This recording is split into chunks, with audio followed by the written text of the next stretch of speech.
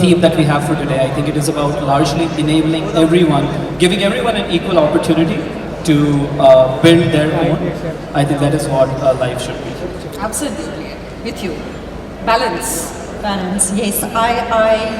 The one thing I so appreciated Dr. Reddy's talk, and I'm going to ask somebody that we can get access to that, when he said that the fastest person over 191 miles is a female, I thought, goodness, if she can run that far, you know, then all of us can do our best.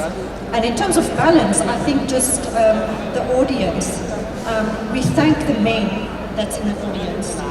Without the balance between male and female and gender, we're not going to win this fight against domestic violence and gender-based violence. So balance is bringing everybody forward. The theme for International Women's Day was equity. Equality is getting people on the same equal opportunities. Equity is realizing that there are people that's completely on the margins. And so for me, balance is equality and equity, and bringing everybody to a space and where there's opportunity and balance. And thank you to the men in the audience. We salute you. Thank you. Thank you. I think I have a lot to say on balance, because at Dexterity, the organization that I serve, we teach young kids balance a lot. And we use the word duality, and we talk about the ability to balance seemingly opposite ideas often makes you wise and makes you go a long way. For instance, we have something called the non-negotiables at the organization, which every kid in the organization must, utility of the word, know your significance. A lot of times we can think that the work that we are doing doesn't matter even if we not do it. On that day, we remind ourselves of maybe one child, one person, one parent who's better off because we were there. And that gives us the courage, and that gives us the motivation to continue doing. And on many days, you can think that you're the center of the world, you're running the show, and who else is there? On those days, you have to think of many, many people in this country, on this planet, who are still, thinking about the next meal on the dining table, who are still thinking about how's the next week going to look like, where's the paycheck going to come from. And that keeps you humble, that keeps you grounded. So I think balance is extremely important for long-term growth, for resilience, and for keeping yourself safe. So that is something I guess these three words are very loaded, because a lot of things actually came onto your mind when I asked you this.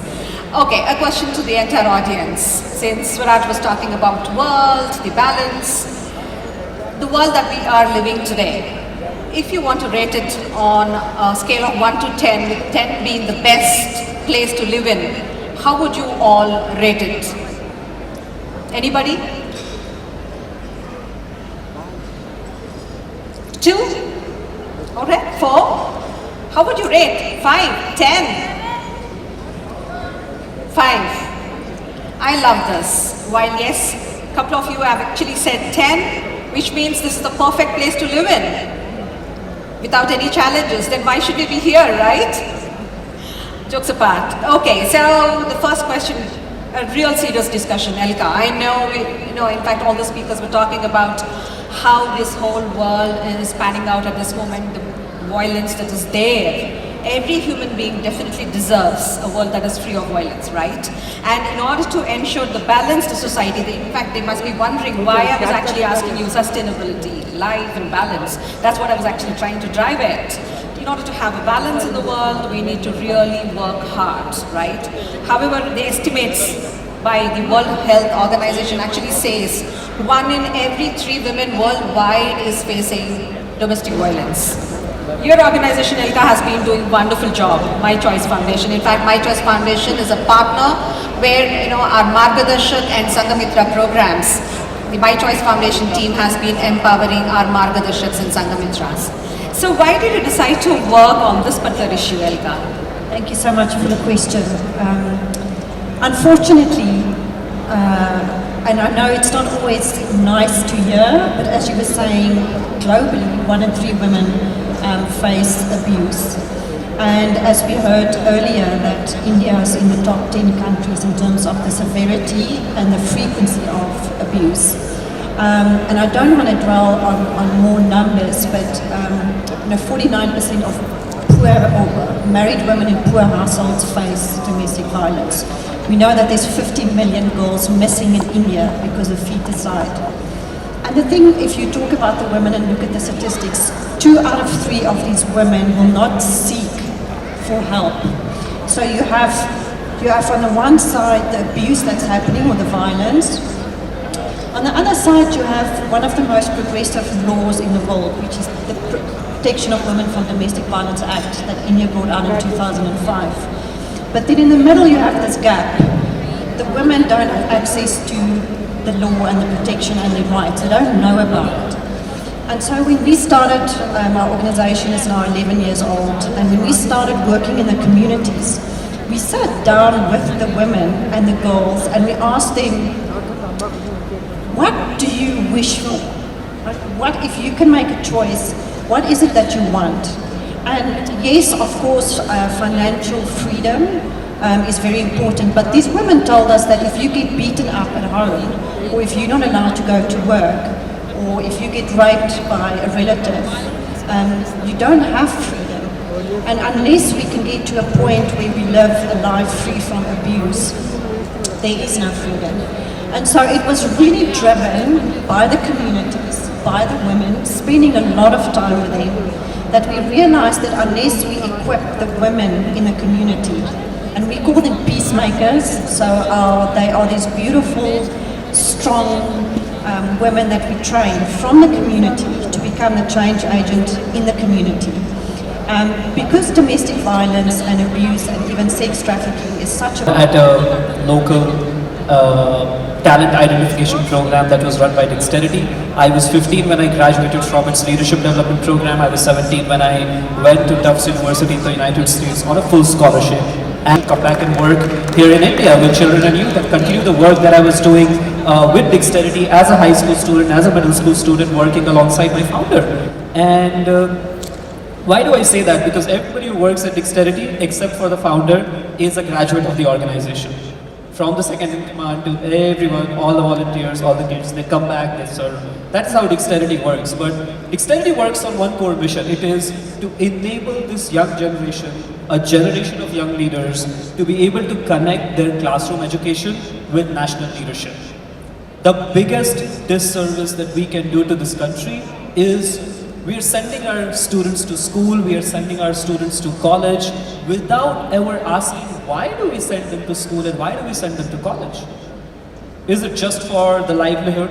Do we send our kids to school so that they can go to a good college? Do we send them to a good college so that they can go get a good job and they can get a good life? Or is there something that we're missing? Why as humankind we decided that the moment kids hit a certain age, we'll send them to school and college? And the simple answer to that is to be able to help them and give them the opportunities and give them the exposure so that they can do something for their country and they can do something for their world. If you look and trace the journey of some of our nation builders and what they were doing when they were in school and college, Mahatma Gandhi, South Africa connection.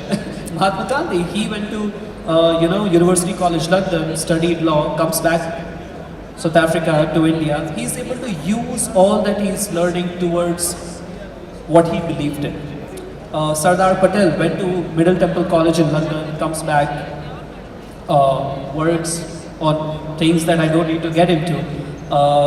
Vergascurian was a graduate of Michigan State University. He, in 1948, left the United States to come back to India, goes to a sleepy town of Anand in Gujarat, and for the next 5 and 6 decades works on something called the billion-liter idea and heralds the white revolution in this country. Leaves. Several decades later, India becomes the largest exporter of milk in the world, leaving behind the same United States which he had left back in the day as a student.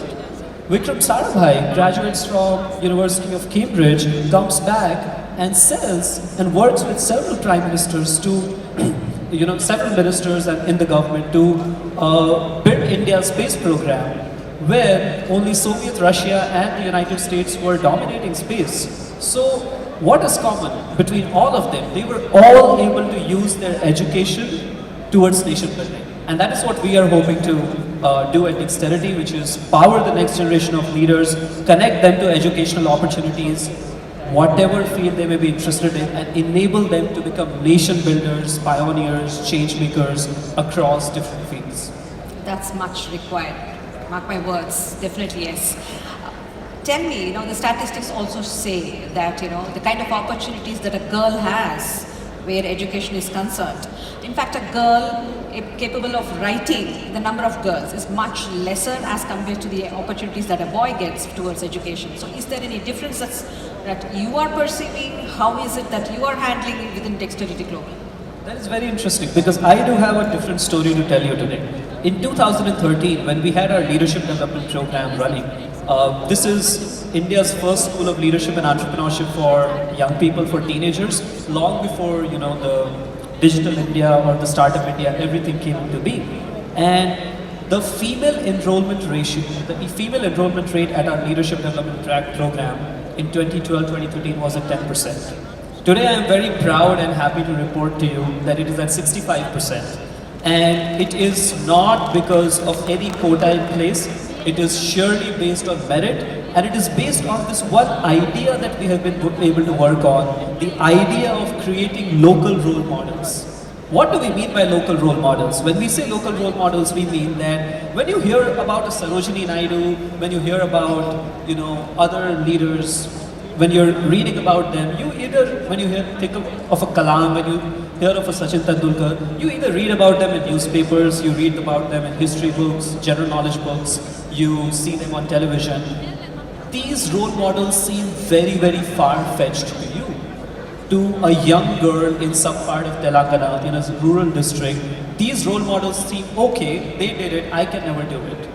When you have a local role model, when somebody from your district, somebody from your school, somebody from your village, they did something, that inspires you that you can also do it. This is an idea that Dexterity has been working on, and that is what has changed the game. In December of 2021, a young girl from the district of Erode in Tamil Nadu was accepted on a full scholarship worth 3 crore rupees to the University of Chicago in the United States. That girl had never ever taken even a train outside of her district. And she took a 20-hour flight to University of Chicago on a full scholarship worth 3 crores. There are so many examples like that we have been able to sort of play a role in, and that has changed the game for us when it comes to female enrollment, bringing leading, creating Dexterity women, and creating leaders from women. And the conversation at the organization has truly shifted from women empowerment to women-led development.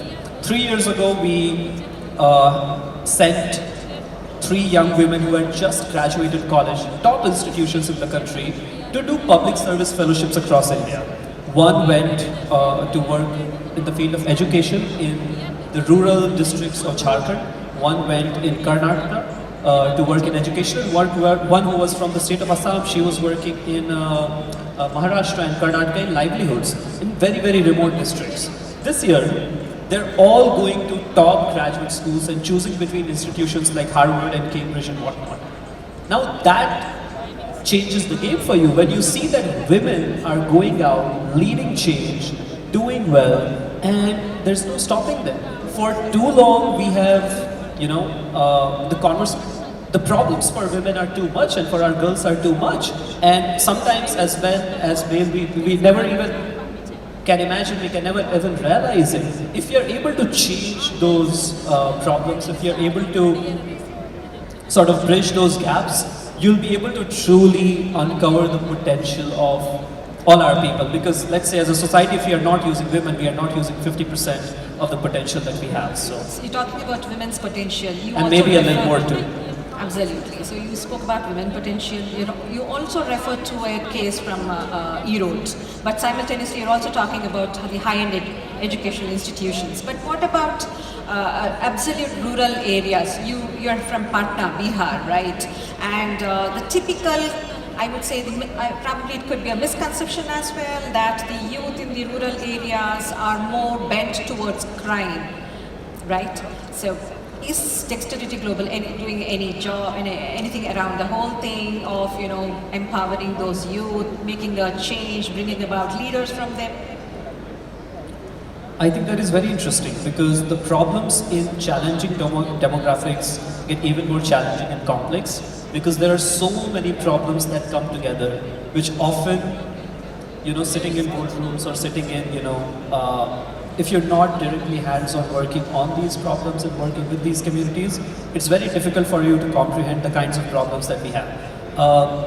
Last year, this media story was viral, almost viral across the country, when a young boy from a village in Bihar was accepted to a top college in the United States in Pennsylvania on a full scholarship.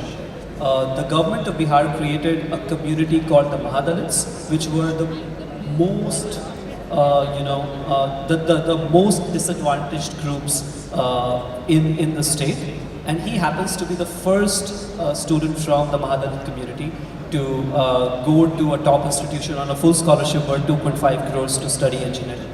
Now, when that student got accepted, that was a miracle. It was a miracle for all of us. And the biggest issue was not for him to get accepted to college. The biggest issue was getting him a passport. Now that is a challenge. He did not have a passport, he did not have the documents in place. My teammates, my full-timers, we did all that we can, ranked all possible officers that we knew and got the support and did everything that we could to get him documents and, you know, make sure that all documents are in order and he gets a passport. Now that is a kind of challenge that it often does not meet our eye. We fail to realize the kinds of challenges that are there. A lot of times working with, you know, young women and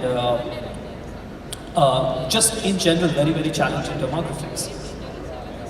Let's say a student gets into a college, then it's very difficult for parents to comprehend what it is and what it can mean. That it will be a full scholarship, the life has taken off, the generation has taken off.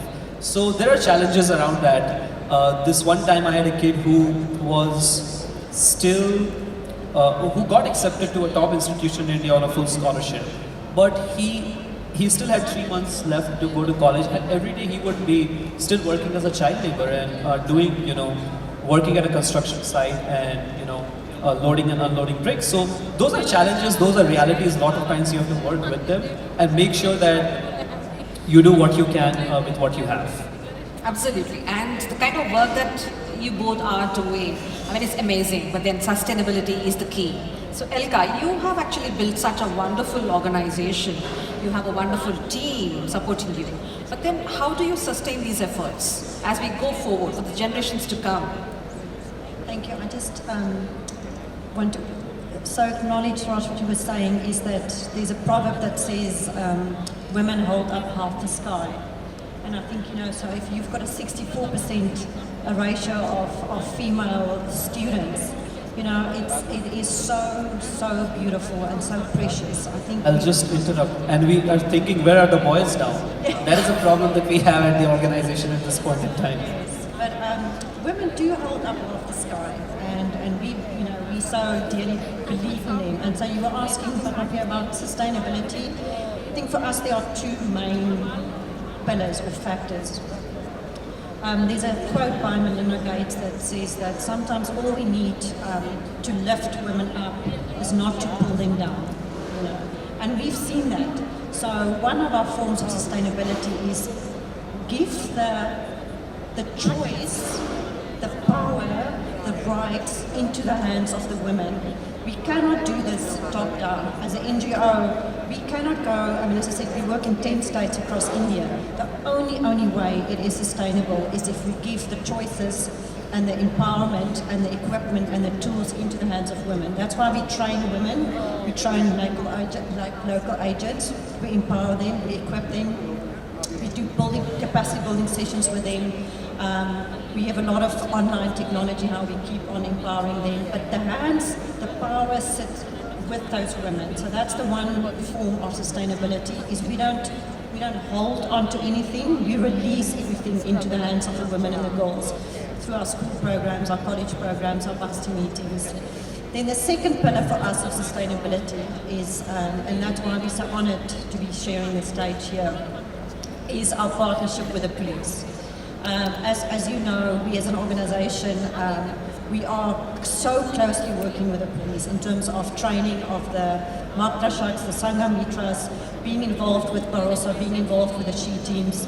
When the Dial 100 project was brought in, My Choices Foundation was asked to train the counsellors, and we still have support for that. We work with, in Hyderabad, we are the provider of all the trainings for the anti-human trafficking units. We've trained all the staff at the Sakhi centres. So it's through this very close partnership. NGO can't work in isolation. And it's through forging these partnerships, and we want to thank the police for working so closely with us and actually giving us the opportunity to use the skills that we have built up, which is prevention and intervention and men as allies, to work alongside the police. So if I just have to recap that, give the power to the women, equip them, empower them, educate them. They are stronger than you think. We've just heard they can run 191 miles, the fastest in the world. They're strong, they're really strong. Just don't pull them down, they'll lift themselves up. And working in partnership with the police for us is how we are sustainable. Absolutely, more power to the women, right? So what about you, Swaraj? You've been doing such wonderful job, right? What about the generations to come? How do you plan to sustain this model or probably even evolve it further? I think the work that we do at Dexterity is, we always see this as generational work. The impact is something that you can never trace in a few years, or even in a few months, never. In a few years, maybe a little, but it's only after decades that you can see the impact. Education is a space like that, where you only see the impact in generations. So I think the biggest factor in sustaining the work is the concept of local role modeling that we are working on, where maybe there is a child somewhere in some part of India who's inspired by these incredibly inspiring stories of Dexters that we don't even know, right? So that is how you pass on the baton. That is how it goes on from one to the other, and it goes on, passes on from one generation to the other. This is something we have a huge focus on. We often say that life is a relay race. You have to do your job, and then you have to pass it on to the next generation. You have to pass it on to the next person. You have to pass it on to the next set of organizations to do it. So yeah, that is how we work. In terms of, women, I think the example that comes to my mind is Marie Curie. Marie Curie, there are only 4 individuals on this planet who have won a Nobel Prize more than once. And Marie Curie happens to be one of them, and she happens to be the only individual, and I repeat, not a woman, the only individual who has done it across 2 different fields of sciences. When Marie Curie was studying, women were almost banned to study, and she was studying in something called, these hidden universities that she and some of her teachers had created. Now we have an opportunity to be proud of it. But we also have to see that our women or a certain sections of societies, are they growing because of systems that we have in place or despite them? And I believe, and as an organization, we believe that we should take a lot of pride in that. We should actually pity ourselves that why is it that there are some incredibly inspiring stories of women and people in general who have had to undergo so much of hardship to do what maybe somebody else didn't have to go through, all of that. How will you unlock their potential when they're busy navigating circumstances like these, where you're not only helping them unleash their full potential? So, yeah. So you're talking about the potential part of it, but what about the stakeholders? Involvement of the stakeholders is very critical, right? Yeah, I think this program is a great example of stakeholders coming together. I think I am incredibly inspired. I leave this place incredibly inspired by how the IT professionals and the government, our policemen and women, the governance, everybody is coming together to do something. So yeah, thank you. Absolutely. So when all the stakeholders come together, that is when we actually have balance. And that is what it is, sustainability for life, right? So I guess I heard the bell, I heard, saw the sign as well. Very insightful, wonderful talking to you both. Wonderful connecting with you both since the past 1 week. A round of applause, ladies and gentlemen.